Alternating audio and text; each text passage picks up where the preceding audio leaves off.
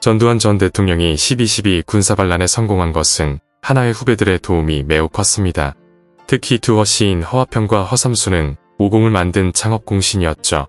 1979년 전두환은 국군보안사령관에 취임하자 허화평 대령을 불러들여 비서실장에 앉혔고 허삼수를 인사처장에 임명해 두 신복을 핵심 부서에 심었습니다. 이후 허화평은 12.12 군사반란의 계획을 짜는 모사 역할을 맡았고 허삼수는 정승화 육군참모총장을 불법 연행하는 등 중요 임무를 수행합니다. 그렇게 12.12 군사반란에 성공했지만 전두환은 준비된 대통령은 아니었다고 말합니다. 전두환 본인 또한 대통령에 대한 확신이 없었으며 정치 상황을 돌파하며 국민의 지지를 얻는 일에는 자신이 없었죠. 이러한 전두환이 대통령에 오른 것 또한 두 허씨들의 도움이 컸다고 합니다. 이들을 잘 아는 한 국회의원은 당시를 이렇게 기억합니다. 사실 12.12도 속을 들여다보면 허화평이 주역입니다. 지략이 있는 허 실장이 모든 것을 기획하고 주도했지요.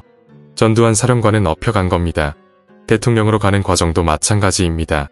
엄두를 못 내는 전 사령관을 몰고 간 사람이 바로 허 실장입니다. 그리고 전두환 대통령이 12.12 군사반란을 일으킨 뒤 윌리엄 글라이스틴 주한 미국 대사를 만난 자리에서 이같이 말했습니다. 부패를 일소한 후 병영에 복귀하겠다.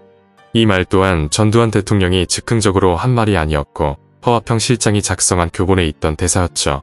이처럼 대외적으로는 전두환이 신군부의 리더였지만 내부적으로는 허화평 실장의 힘이 상당했다고 전해집니다.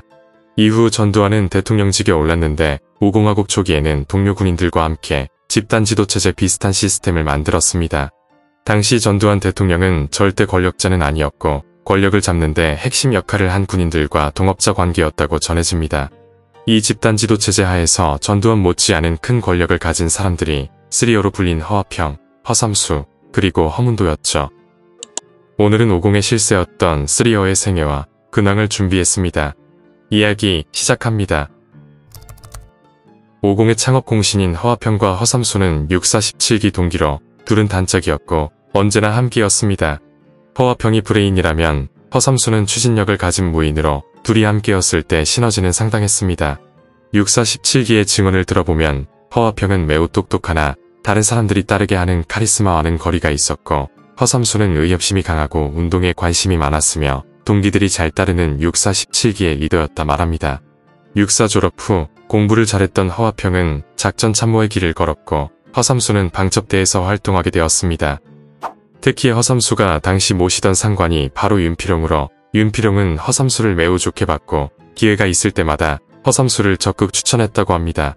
그 덕분에 허삼수는 방첩장교로 월남에 파견가게 되었는데 워낙 일을 잘했기 때문에 허삼수는 쉽게 월남에서 돌아오지 못했습니다. 이처럼 허삼수가 월남에서 돌아오지 못하자 노태우의 처남이었던 김목동 장군이 이렇게 말하며 허삼수가 국내로 돌아오는데 도움을 주었습니다. 유능한 요원을 한자리에 너무 묵혀두면 상관들은 편하지만 전체적으로 손해다. 그리고 보안사령관 전두환은 유능한 두 육사 후배들을 눈여겨보고 이들을 매우 신뢰했습니다. 전두환은 중요한 일을 결정할 때 언제나 이들의 의견을 제일 먼저 들었었죠. 특히 허화평의 경우에는 오공의 설계자로 불릴 정도로 오공화국의 모든 것을 기획하고 실행했죠. 그리고 1980년 9월 이들은 청와대 비서실로 결집합니다. 허화평은 대통령 비서실 보좌관으로 임명되었고 허삼수는 사정수석 비서관으로 청와대에 입성합니다. 특히 허화평이 맡은 비서실 보좌관은 상징적인 2인자 자리로 오공화국의 최고 실세로 군림하기 시작합니다. 허화평의 사무실은 청와대 본관 접견실 옆에 있었는데 거기서 그는 대통령과 면담 예정인 고위직들을 만나고 관계를 돈독히 했죠. 여기에 당시 대통령 결재를 받거나 불려온 사람들은 허화평을 만나 평가를 받는 게 관례였다고 전해집니다. 당시 청와대 고위 인사는 허화평에 대해 이렇게 기억했습니다. 나는 청와대에 들어가기 전 노태우 사령관이 신군부의 2인자인 줄 알았는데 막상 들어가 보니 그렇지 않더군요. 전 대통령 주변의 최고 실력자는 허 보좌관이었습니다. 그는 말이 보좌관이지 부통령이라고 할 수 있을 정도로 모든 일에 관여했어요. 그리고 제5공화국의 주요 전략은 정의 구현에 의한 정통성 확립이었습니다. 이들은 정통성 시비 문제를 깨끗한 나라의 건설이라는 명분으로 극복하려고 했죠.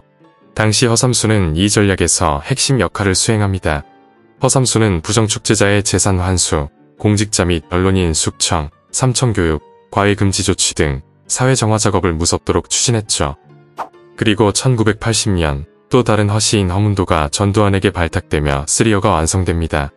허문도는 서울대 농대, 일본 도쿄대 대학원 사회학과를 졸업하고 조선일보 기자로 도쿄 특파원을 지낸 인물입니다. 그리고 1980년 허문도는 고교동창인 허삼수를 통해 권력자 전두환을 만나게 됩니다. 허문도는 당시를 이렇게 기억합니다. 1980년 한국에 잠시 귀국했다가 고등학교 동창인 허삼수를 만났습니다. 이때 일본 방위청과 언론계에 돌고 있는 북한 동향이 심상치 않다는 정부와 일본 사정을 얘기해 주었죠. 그러자 허삼수가 내가 소개해 줄 테니 전두환 보안사령관을 만나 지금 말한 내용을 보고해 달라고 부탁했습니다.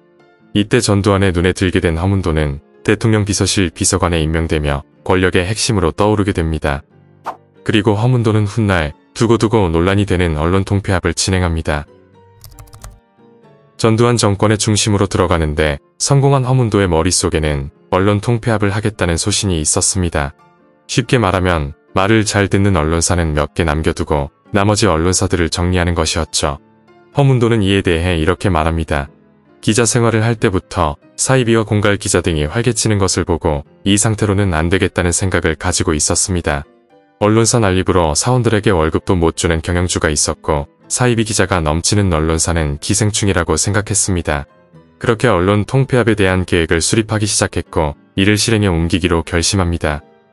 때는 1980년 11월 12일 보안사 지하실로 각 언론사 대표를 태운 차량들이 집결했습니다. 그들을 기다리는 것은 종이 한 장으로 언론사 포기각서였죠. 각서에는 이런 글이 적혀 있었습니다. 본인은 새 시대를 맞아 국가의 언론정책에 적극 호응해 본인이 대표로 있는 신문방송사를 다음과 같이 조치할 것을 다짐한다. 이 각서에 의한 조치에 대해 앞으로 민형사 소송 및 행정소송 등 일체의 이의를 제기하지 않겠습니다. 언론사 대표들의 반발은 있었지만 신군부의 협박 앞에서는 아무 소용 없었습니다. 여기에는 삼성그룹 창업주 이병철도 있었는데 신군부는 이병철에게 동양방송을 내놓으라고 말합니다. 결국 신군부는 45개의 언론사 사주들로부터 52장의 각서를 받게 되었죠. 그로부터 이틀 후인 1980년 11월 14일 신군부는 언론 통폐합을 단행합니다.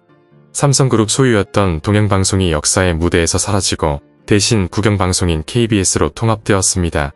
당시 7번이었던 동양방송은 인기가 많았는데 마지막 방송에서 황인용 아나운서는 울음에 젖은 목소리로 이렇게 말했었죠. 남은 시간은 5분입니다. 5분이 참 야속합니다. 10분이었으면 좋겠습니다. 한 작가는 당시를 이렇게 회고합니다. 박정희는 영원한 대통령일 줄 알았고 TBC는 아직도 채널7이라고 연상될 만큼 독보적으로 재미있는 방송이었다.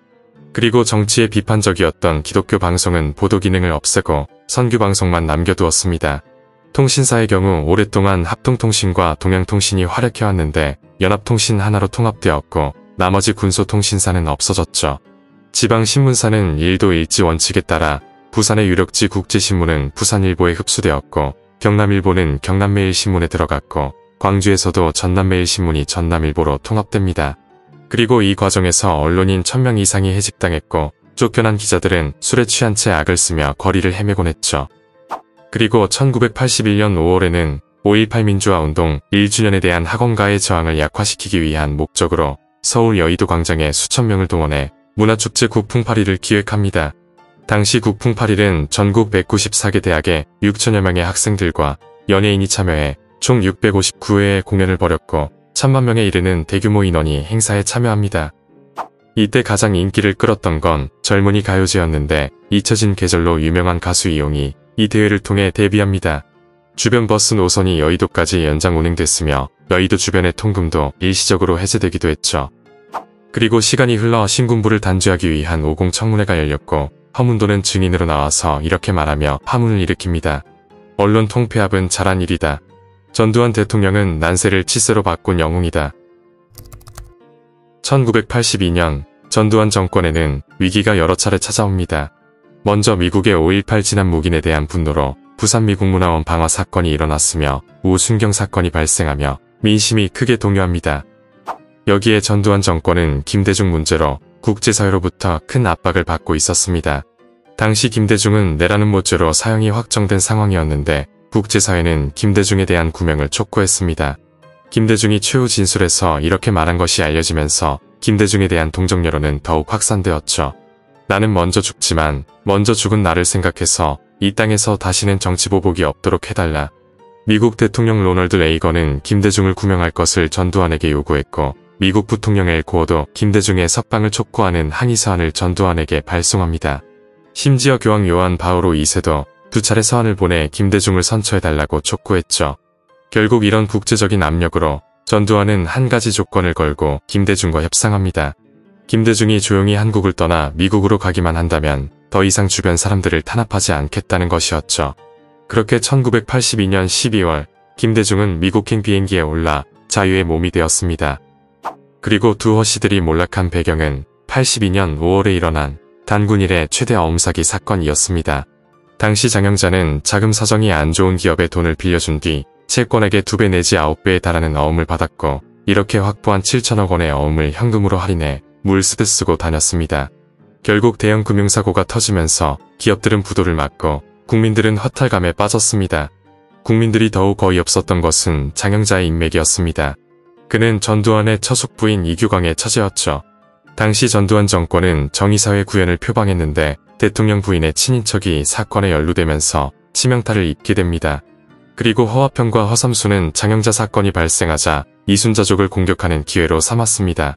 사실 장영자 사건 이전부터 허씨들과 이순자족 사이에는 전두환을 자기 편으로 끌어들이기 위한 갈등이 있었습니다. 그렇게 허씨들은 이규광의 구속을 촉구했고 결국 이규광은 장영자로부터 금품을 받은 혐의로 전격 구속되었습니다. 이순자는 훗날 당시 상황에 대해 이렇게 말하기도 했죠. 권력 주변의 분화방들은 또다시 작은 아버님을 감옥이라는 나락으로 내몰고야 말았다. 그리고 전두환 대통령은 이규광 구속 직후부터 두 허씨들을 견제하기 위한 작업을 펼치기 시작합니다. 이때 두 허씨와 친한 권정달을 사무총장직에서 해임하고 허씨들과 사이가 안 좋은 권익현을 그 자리에 앉혔습니다. 두 허씨들은 이런 상황을 타개하기 위해 반격에 나섰는데 12.12 주역들의 상당수를 궁정동 안가에 불러 이순자족에 대한 대응책을 논의합니다. 이 자리에서 집약된 의견은 대통령 친인척은 공사활동에서 손을 떼야 한다는 것으로 친인척 비리가 다시는 고개를 들지 못하도록 해야 한다는 것이었죠.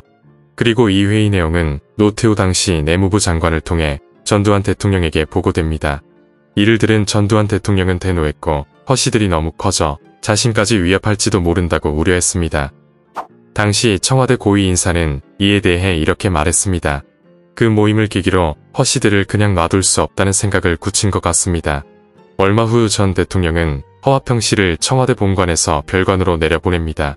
그리고 또 얼마 지나지 않아 누구도 대통령의 사전 허락 없이는 본관을 출입하지 말라는 지시가 떨어졌어요. 그리고 사실 전두환 대통령은 과거부터 두 허씨들을 유심히 지켜보면서 내쳐야 할지 고민하고 있었다고 합니다. 실제 허화평과 허삼수는 권력의 실세들과 많은 갈등을 빚어왔는데 주변에서는 두 허씨들의 권력이 너무 강하다는 지적이 나오고 있었습니다. 당시 경제대통령이라 불린 김재익 경제수석과도 다툼이 있었죠. 김재익 경제수석은 금융실명제를 강력하게 추진했는데 두 허씨는 반대의 입장이었고 심지어 김재익에게 모욕적인 언사를 했다고 전해집니다. 그러자 김재익은 사표를 내고 병원에 입원했고 전두환 대통령은 이를 계기로 칼을 빼들어야겠다는 생각을 하고 있었죠. 결국 1982년 12월 두 허씨들은 청와대를 떠나면서 권력의 중심에서 내려와야만 했습니다. 당시 전두환 대통령은 허화평에게 국세청장이나 대구시장을 맡으라고 하였고 허삼수에게는 철도청장을 맡으라고 하였지만 이들은 모두 거절하고 미국으로 떠났습니다. 1982년 12월 28일자 동아일보 정치 1년은 한 해의 주요 사건을 정리하면서 이렇게 말합니다. 막바지에는 제5공화국의 3파역을 맡은 것으로 전해져 있는 청와대의 허화평과 허삼수 두 비서관이 경질되는 등 이모 한 해는 정말 다사다난과 변이의 연속이었던 것 같다. 그리고 이처럼 가장 강경파 세력이었던 허씨들이 물러나자 집단 지도체제 양상이 제거되고 전두환 1인 체제가 부각되기 시작합니다. 한편 허문도는 이후 문화공보부 차관과 정무비서관을 지냈고 국토통일원 장관으로 허씨 중 유일하게 전두환 정권의 마지막까지 함께합니다. 과거 청와대에서 근무했던 고위 인사는 50 초기 3허의 권력 순위에 대해 이렇게 말합니다. 3허 내에서는 허문도보다는 허화평 허삼수가 앞섰고 허삼수보다는 허화평이 앞섰다. 허씨들은 모두 국회의원이 되어 정치권에 진출하여 권력을 다시 잡는 것이 소망이었습니다. 허화평의 경우 노태우 정권 출범과 함께 국내로 복귀했고 1992년 14대 총선에서 무소속으로 경상북도 포항시에 출마해 당선됩니다. 이후 김영삼 대통령 지지를 선언하며 민주자유당에 입당했지만 김 대통령이 12.12 군사반란 관련자에 대한 사법 처리를 추진하면서 구속됩니다. 이후 15대 총선에서는 옥중 출마하여 당선됐지만 유죄 판결을 받아 의원직을 상실했고 이후 총선에서는 연달아 낙선하며 정치권과는 멀어져 갔습니다. 여담으로 허화평은 워낙에 말을 잘하고 논리가 막강하여 진보 성향 PD가 절대로 부르지 않는다는 소문도 있었죠. 허삼수는 1988년 13대 총선에서 민주정의당 후보로 출마해 통일민주당 노무현 후보와 부산 동구에서 맞붙었습니다. 1988년 13대 총선을 앞둔 어느 날 당시 통일민주당을 이끌고 있던 김영삼 총재는 부산에서 재하 변호사로 활동하고 있던 노무현을 영입했었죠. 그리고 국회의원 선거 당시 통일민주당의 김영삼 총재는 노무현을 지원하기 위해 부산으로 내려와 허삼수에 대해 이렇게 말합니다. 허삼수 후보는 반란의 총잡이입니다. 총잡이는 구표로 보낼 것이 아니라 감옥으로 보내야 합니다. 그렇게 노무현 후보는 부산 동구에서 당선되며 초선의원으로 활동을 시작합니다.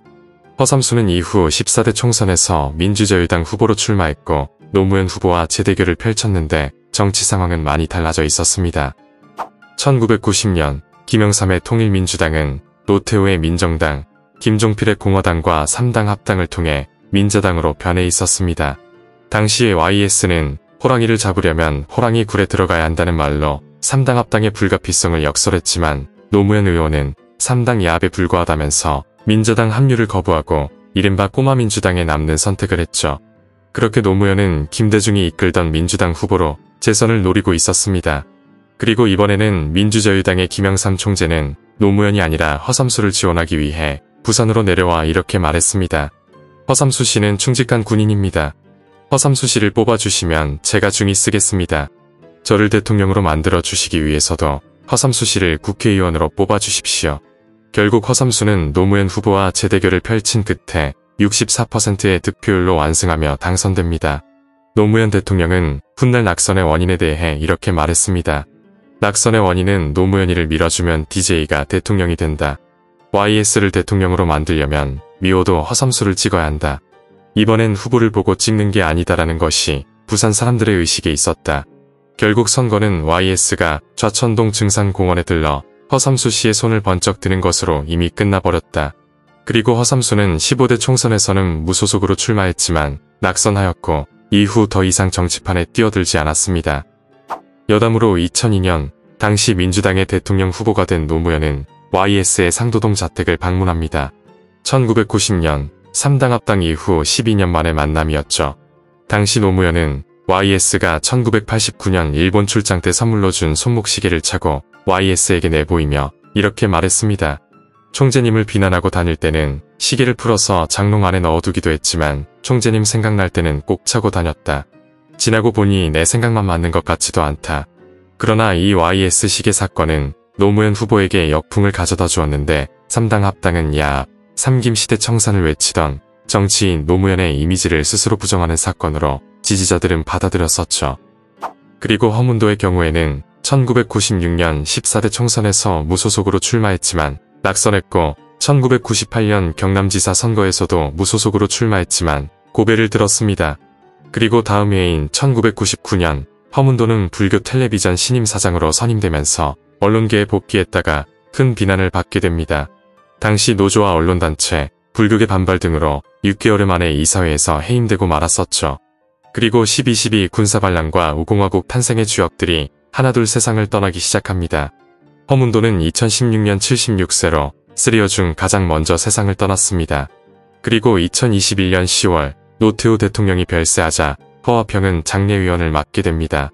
당시 노태우 대통령 빈소에서 취재진이 5.18에 대해 묻자 이렇게 답했습니다. 그건 저한테 물어보지 말라. 대답하고 싶지 않다. 내가 반란 책임자인가? 난 그때 비서실장을 했기 때문에 아무 관계가 없다. 그리고 2021년 11월 전두환 대통령이 세상을 떠나자 허화평은 기자들과 만나 이런 말을 남겼죠. 전두환 대통령에게 많이 섭섭하다. 그리고 허삼수와 허화평은 2023년 영화 서울의 봄에서 비중 있는 역할로 나오면서 다시 주목을 받게 됩니다. 허화평은 문일평이라는 이름으로 등장하며 배우 박훈이 연기했고 허삼수는 하창수라는 이름으로 등장하며 배우 홍서준이 연기합니다. 어느 정권이든 정권 초기에는 실세들이 빛을 발합니다. 전두환 정권 시절에는 허화평, 허삼수, 허문도 등 3허가 있었고 노태우 정권 시절에는 박철원 등이 있었죠. 이들의 공통점은 그들의 시대가 그리 오래가지 못했다는 사실입니다. 누군가는 이런 말을 남겼죠. 재벌은 자식이 원수 같고 권력은 측근이 원수 같다. 오늘 이야기는 여기까지입니다. 재밌게 보셨다면 구독과 좋아요 부탁드립니다. 지금까지 역사비디오였습니다.